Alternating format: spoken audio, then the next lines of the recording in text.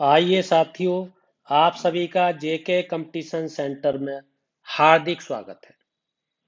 आज के दिन हम दोस्तों इतिहास की पहल करने जा रहे हैं, क्योंकि बहुत सारे बच्चे फोन कर रहे हैं, बहुत सारे साथी, दोस्त, मित्र फोन कर रहे हैं कि सर इतिहास पढ़ाइए, इतिहास की जानकारी दीजिए। इतिहास के प्रश्न बहुत कम हो रहे हैं कंपटीशन में, आप बताइए। इसलिए उनके अनुरोध पर, उनके आग्रह पर, उनके निवेदन पर, उनके प्रेम पर ध्यान रखते हुए आज कुछ प्रश्न इतिहास के लेकर आए हैं, जो छात्रों के लिए, साथियों के लिए, दोस्तों के लिए बहुत ही महत्वपूर्ण है। इससे पहले हमारी अन्य वीडियो चल रही हैं, जिसमें करंट अफेयर्स रोजाना चल रहा है, संविधान की 2 वीडियो चल रही हैं। उन्हें ध्यानपूर्वक देखिए, सारा कंसेप्ट क्लियर हो जाएगा, सारी दुविधाएं पूरी हो जाएंगी। उन्हें गौर से देखिएगा। आइए आज के इस महत्वपूर्ण प्रश्न पर ध्यान देते हैं। भारत पर पहला मुस्लिम आक्रमण किस वर्ष हुआ? इसका सही उत्तर है 711 ईस्वी। देखिए दोस्तों, इसको जानना बहुत जरूरी है। हम ये भारत में मुस्लिम आक्रमण, भारत में मुस्लिम आक्रमण का अध्ययन कर रहे हैं।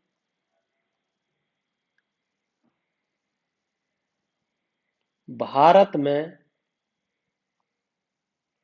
मुस्लिम आक्रमण,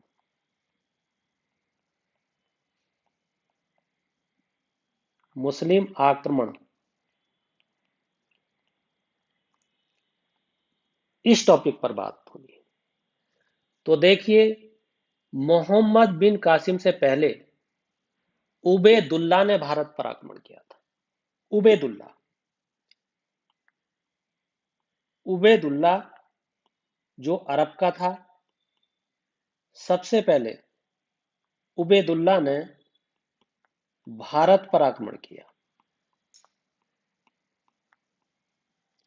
उसको कोई सफलता नहीं मिली, बेचारा भाग गया, मारा गया, बहुत ही बुरी तरीके से पिटा।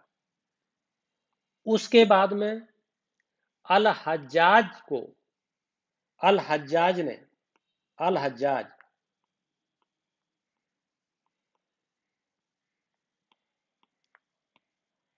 भारत पर आक्रमण किया। इसे आक्रमण करने के लिए मोहम्मद बिन कासिम ने भेजा था। उसके बाद 712 ईस्वी में, 712 ईस्वी में मोहम्मद बिन कासिम द्वारा भारत पर आक्रमण किया गया।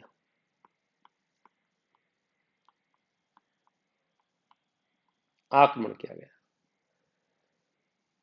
इस आक्रमण को लेकर के कुछ पुष्टियां हैं, कुछ जानकारियां हैं। जिस समय आक्रमण किया था, उस समय सिंध पर जो चच का पुत्र था, दाहिर, चच का पुत्र, चच के पुत्र दाहिर का शासन था सिंध पर, का शासन था।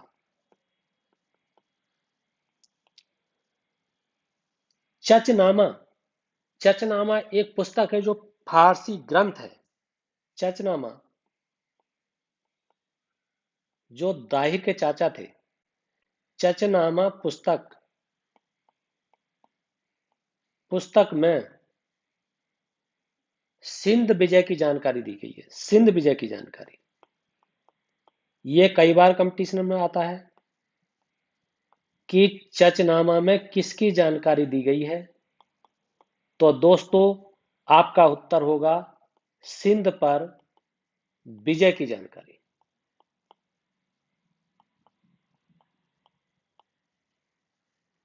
आइए इससे अगला प्रश्न देखते हैं। अगला प्रश्न है इसका हाँ, अगला प्रश्न है आपका, पैगंबर हजरत मोहम्मद साहब का जन्म कब हुआ था? इसका सही उत्तर है 570 ईस्वी में। इससे संबंधित और क्या जानकारियां हो सकती हैं जो बहुत ही महत्वपूर्ण है परीक्षा की दृष्टि पर? इनका जन्म मक्का में हुआ था, और मक्का सऊदी अरब में है। मक्का मक्का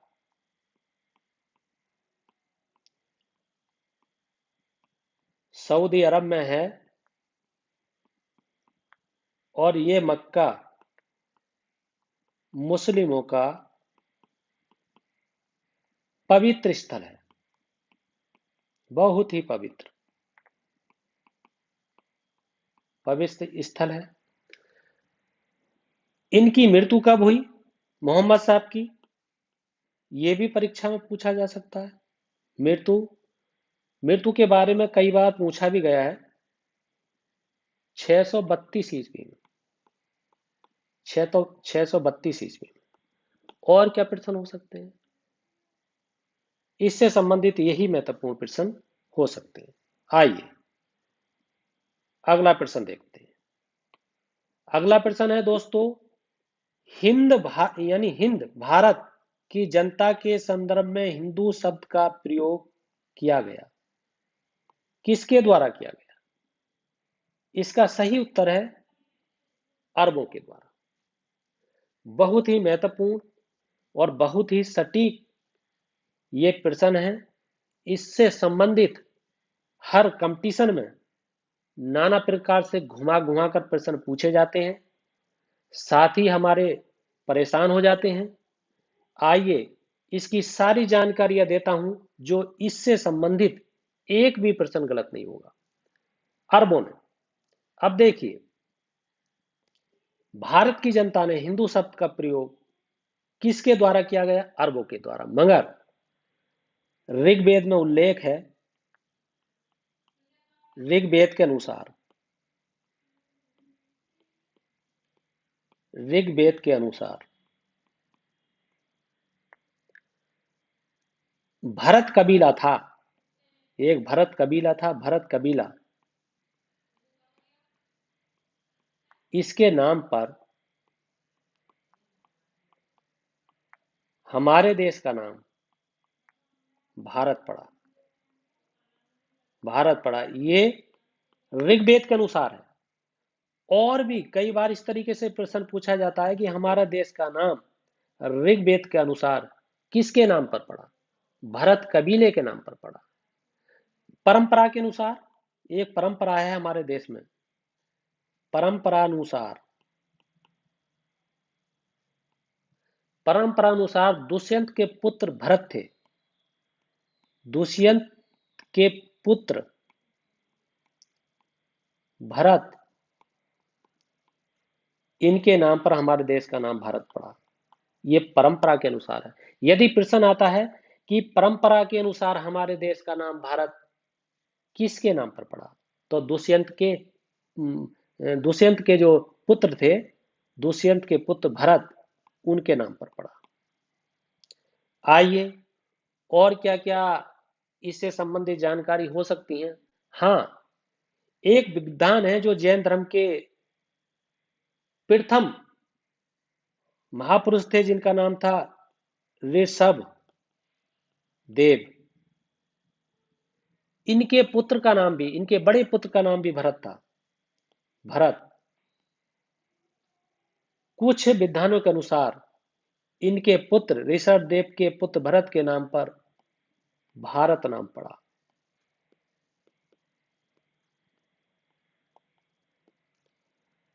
और एक जानकारी और है, ईरानियों ने हमारे ईरानियों ने भारत को हिंदुस्तान कहा। साथियों, ये सारी जानकारियां एक जगह पर आपको कहीं नहीं मिलेंगी, इन्हें गौर से देखना। और यूनानियों ने भारत को क्या कहा? इंडिया कहा। इंडिया इंडिया कहा। और आपको प्रश्न पूछा गया था कि अरबों ने क्या नाम दिया, तो भारत को हिंद अर्थात भारत नाम दिया। ये इससे महत्वपूर्ण जानकारियां हैं, इन्हें गौर से समझिए, देखिए, ध्यानपूर्वक, बड़ी तल्लीनता से, सटीकता से इन पर विचार कीजिए कि हमारे देश का नाम भारत किस किस के नाम पर पड़ा। आइए अगला प्रश्न देखते हैं। अगला प्रश्न है, मोहम्मद बिन कासिम द्वारा सिंध की विजय कब हुई? ये 712 में हुई, इसके बारे में बता दिया है। आइए आगे देखते हैं। अगला प्रश्न है, मक्का कहाँ है? मक्का कहाँ है? ये सऊदी अरब में है। मक्का मुस्लिमों का पवित्र स्थल है। आइए आगे देखते हैं। भारत पर सर्वप्रथम मुस्लिम आक्रमणकारी कौन थे? इस पे व्याख्या हो चुकी है, अरब थे, क्योंकि आपको बता दिया। अब अरब जो थे मोहम्मद बिन कासिम 711 ईस्वी में, जो अभी पिछले सबसे पहले प्रश्न में बताया था कि 711 ईस्वी में उबैदुल्ला आए थे। उबैदुल्ला के बाद में अल हज्जाज आए थे। अल हज्जाज के बारे में आप पे मोहम्मद बिन कासिम आए थे। और 712 ईस्वी में अरबों के द्वारा भारत पर सिंध पर विजय प्राप्त करने के लिए आक्रमण किया था। आइए आगे देखते हैं। अगला प्रश्न है, भारत में प्रथम मुस्लिम आक्रमणकारी कौन थे? इसका उत्तर वही मोहम्मद बिन कासिम 712 ईस्वी में। आइए, इनमें से कौन गजनी राजवंश का संस्थापक था? गजनी राजवंश का संस्थापक था, तो इसका है अल्पतगीन। ये कुछ महत्वपूर्ण है। और यहां से मोहम्मद महमूद गजनबी के बारे में चर्चा चलती है। अल्पतगीन था गजनी वंश का संस्थापक और उसका उत्तराधिकारी था महमूद गजनबी। और गजनबी वंश को अन्य नाम से भी जाना जाता है। अन्य नाम, इसका अन्य नाम है यामनी वंश। कई बार कंपटीशन में आता है यामनी वंश। और क्या जानकारी हो सकती है? हाँ, एक प्रश्न और आता है, अल्पतगीन अल्पतगीन की राजधानी क्या थी? तो राजधानी थी आपकी गजनी। ये इससे संबंधित महत्वपूर्ण जानकारी है इस प्रश्न में। आइए अगला देखते हैं।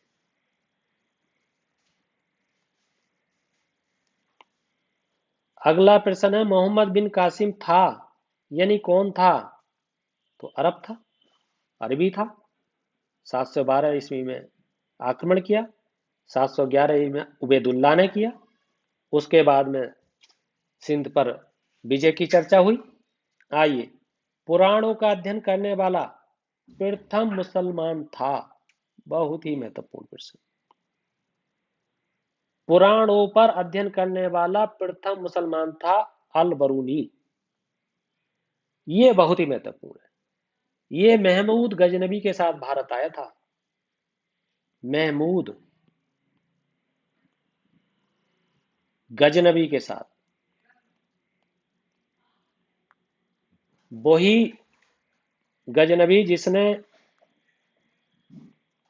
17 बार भारत पर आक्रमण किया। 1025-26 में सोमनाथ के मंदिर पर आक्रमण किया और सारे धन को लूट कर ले गया। उसका उद्देश्य, महमूद गजनबी का उद्देश्य भारत में शासन स्थापित करना नहीं था, बल्कि धन को लूट कर धनवान बनना था, कुबेर बनना था। ये उसका उद्देश्य था। अल बरूनी को बहुत ही महत्वपूर्ण जानकारियां थी, बहुत ही विशेषज्ञ था। किस किस का था? जानकारी किस किस चीज की थी? जानकार था किसका? खगोल विज्ञान का जानकार था। खगोल विज्ञान। और किसका जानकार था? भूगोल का जानकार था। और किसका जानकार था? तर्कशास्त्र का जानकार था। गणित का भी जानकार था। और औषधि विज्ञान का जानकार था। औषधि विज्ञान, इन चीजों की जानकार था वो। ये कंपटीशन में आ सकता है। निम्नलिखित में से अल बरूनी किसका जानकार था, या अल बरूनी निम्नलिखित में से किसका जानकार नहीं था। और क्या क्या प्रश्न बन सकते हैं इससे? एक प्रश्न ये बन सकता है कि अल बरूनी की पुस्तक का नाम क्या है। बहुत ही महत्वपूर्ण पुस्तक है। पुस्तक जिसका नाम है तहकीक ए हिंद। तहकीक ए हिंद, ये इनकी पुस्तक का नाम है। और क्या क्या प्रश्न हो सकते हैं? हाँ, इस इस पुस्तक को ये प्रश्न हो सकता है एक, इस पुस्तक को अंग्रेजी भाषा में किसने लिखा? अंग्रेजी भाषा में अनुवाद किसने किया? अंग्रेजी भाषा में तहकीक ए हिंद का अनुवाद किसने किया? तो उसका नाम एडवर्ड साची, एडवर्ड साची है। सच्ची तरीके से किया अनुवाद।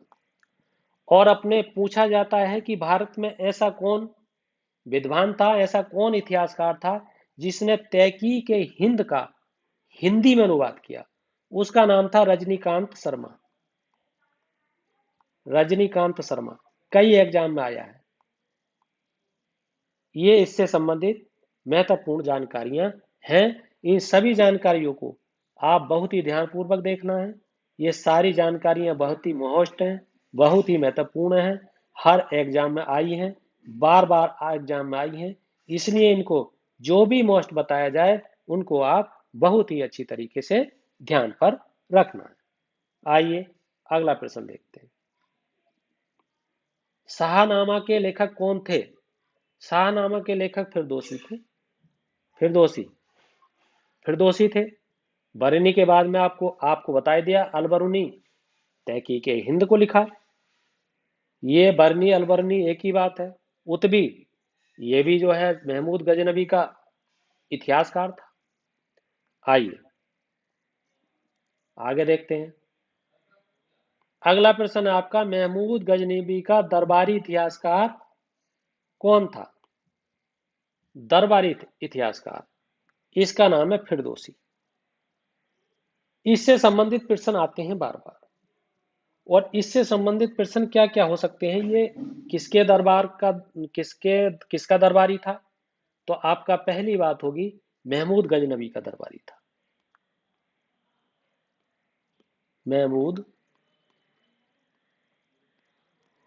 गजनबी का दरबारी था।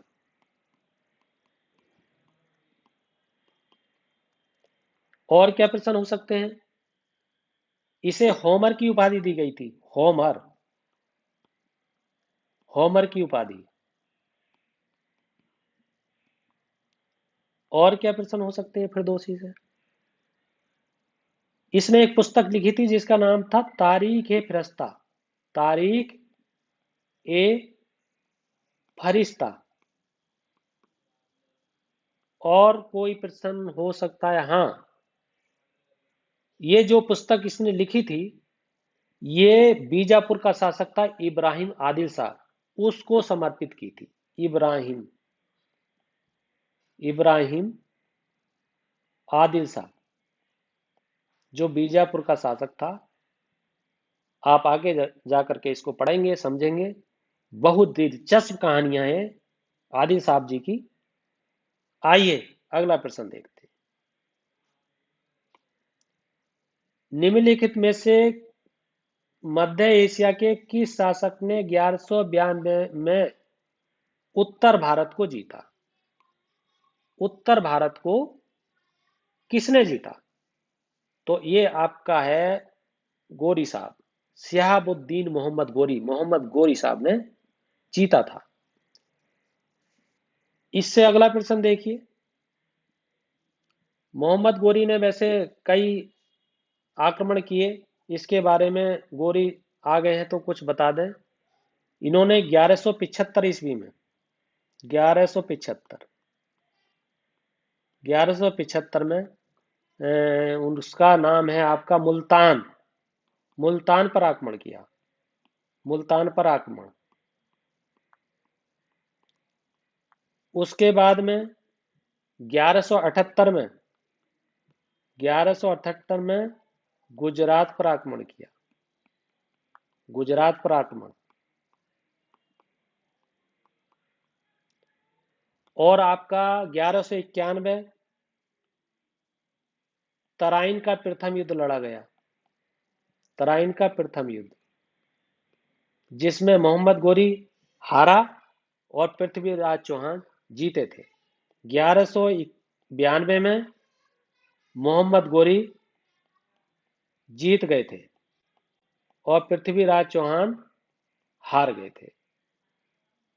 और क्या प्रश्न हो सकते हैं? यही प्रश्न हो सकते हैं आपके मोहम्मद गोरी से संबंधित। आइए आगे चलते हैं। अगला आपका प्रश्न है, महमूद गजनबी के साथ भारत आने वाले मुस्लिम विद्वान कौन था? तो ये अलबरूनी था। इसके बारे में बता दिया पीछे। आइए आगे देखते हैं। निम्नलिखित में से किसने महमूद गजनबी के हमले के बाद सोमनाथ मंदिर का पुनर्निर्माण किया? तो इसका पुनर्निर्माण मतलब दोबारा से बनाया, तो ये भीमदेव ने बनाया था। और यही इसकी जानकारी है इस प्रश्न से संबंधित। आइए आगे देखते हैं। किस मुस्लिम शासक के सिक्कों पर देवी लक्ष्मी की आकृति बनी हुई? बहुत ही महत्वपूर्ण, बहुत ही मोस्ट। मोहम्मद गोरी। मोहम्मद गोरी के सिक्के पर मोहम्मद गोरी के सिक्के पर आपकी आकृति बनी थी। किसकी? लक्ष्मी की। और एक तरफ तो लक्ष्मी की आकृति बनी थी और उसकी दूसरी तरफ कलमा खुदा था। कलमा। ये हिंदू और मुस्लिम क्यों समन्वय स्थापित करने के लिए, समानता स्थापित करने के लिए, धार्मिक सहयोग स्थापित करने के लिए, धार्मिक कट्टरता से बचने के लिए ऐसा मोहम्मद गोरी साहब ने किया था। ये इनकी वो। आइए अगला प्रश्न देखते हैं। अगला प्रश्न है, युद्ध जिसमें भारत में मुस्लिम शक्ति की स्थापना हुई, कौन सा युद्ध था? तराइन का द्वितीय युद्ध था। तराइन का 1191 में। मैंने आपको बताया कई युद्ध हुए। 1175 में मुल्तान पर युद्ध हुआ। वैसे तो आपका 711 में हुआ, 712 में हुआ, मोहम्मद बिन कासिम के द्वारा हुआ। 1175 में मुल्तान पर हुआ मोहम्मद गोरी के द्वारा। 1178 में गुजरात पे हुआ मोहम्मद गोरी के द्वारा। 1191 में तराइन पर हुआ मोहम्मद गोरी के द्वारा। 1192 में तराइन पे हुआ मोहम्मद गोरी के द्वारा। इसमें मोहम्मद गोरी जीता और पृथ्वीराज चौहान हारे। और यहीं से युद्ध जिसमें भारत की मुस्लिम शक्ति, ये मुस्लिम शक्ति की स्थापना यहीं से होती है। यहीं से होती है। आइए आगे देखते हैं। जबकि पानीपत का प्रथम युद्ध 1526 वाला युद्ध। आइए देखते हैं। मोहम्मद गोरी को सबसे पहले किसने पराजित किया? मोहम्मद गोरी को भी पराजित किया था। और मोहम्मद गोरी को आपके उस समय पराजित किया था जिस समय ये 1191 से पहले भी पराजित किया था। और इन्हों किया था भीम द्वितीय ने। आइए अगला प्रश्न देखते हैं। जयचंद 1194 में मोहम्मद गोरी ने इसे पराजित किया था। पृथ्वीराज चौहान को 1192 में मतलब पराजित किया था। और पृथ्वीराज द्वितीय जो लिखा हुआ है, ये जो पृथ्वीराज चौहान है जिनके बारे में युद्ध हुआ मोहम्मद गोरी का, ये पृथ्वीराज द्वितीय नहीं तृतीय है। ये कई एग्जाम में आया है, इसको ध्यान रखना कि जो उत्तरायण के युद्ध वाले हैं वो पृथ्वीराज चौहान प्रथम है, द्वितीय है, तृतीय है, सेकंड है। इस चीज पे ध्यान रखना। हाँ सॉरी, ये द्वितीय है, द्वितीय, सॉरी द्वितीय है, प्रथम नहीं है, द्वितीय। तृतीय कोई और है, प्रथम कोई और है, ये द्वितीय है, यही वाले, ये वाले। आइए अगला देखते हैं। अगला आपका है मोहम्मद गोरी ने जयचंद को किस युद्ध में पराजित किया? चंदाबर के युद्ध में पराजित किया, ये आपको बता दिया। अच्छा, चंदाबर है कहाँ? ये बहुत महत्वपूर्ण प्रश्न है। ये चंदाबर उत्तर प्रदेश में है। और उत्तर प्रदेश में किस जगह है? फिरोजाबाद में है। और फिरोजाबाद किस लिए प्रसिद्ध है? कांच उद्योग के लिए प्रसिद्ध है। ये ध्यान रखें, ये महत्वपूर्ण जानकारी है। चंदावर का युद्ध 1194 में हुआ, जयचंद को हराया, मोहम्मद गोरी ने हराया। आगे देखिए, भारत में मोहम्मद गोरी ने किसको प्रथम अक्ता प्रदान किया? इसका सही उत्तर है कुतुबुद्दीन ऐबक को। कुतुबुद्दीन ऐबक को अक्ता प्रदान किया था। आज के ये महत्वपूर्ण प्रश्न सभी साथियों को, इस वीडियो जो देख रहे हैं, बहुत बहुत धन्यवाद उनका। और यदि मेरा वीडियो पसंद आया है आपको तो इसे लाइक कीजिए, इसे सब्सक्राइब कीजिए, शेयर कीजिए, कमेंट्स कीजिए और इस वीडियो को ध्यानपूर्वक देखिए। जितने भी आपके एग्जाम हैं, चाहे टेट का हो, सुपर टेट का हो, सी टेट का हो और एसआई का हो, लेखपाल का हो, एनटीपीसी का हो, यूपीएससी का हो, यूपीपीसीएस का हो, आरओ का हो, एआरओ का हो या अन्य भारत के अंदर कोई भी एग्जाम है, यदि इस वीडियो को देखते हैं तो भारत में मुस्लिम आक्रमण, इससे संबंधित जो टॉपिक है भारत में मुस्लिम आक्रमण, इससे संबंधित जो भी 20, 25, 30 सवाल आएंगे उससे बच के नहीं जाएंगे। इसी के साथ आपका बहुत बहुत धन्यवाद।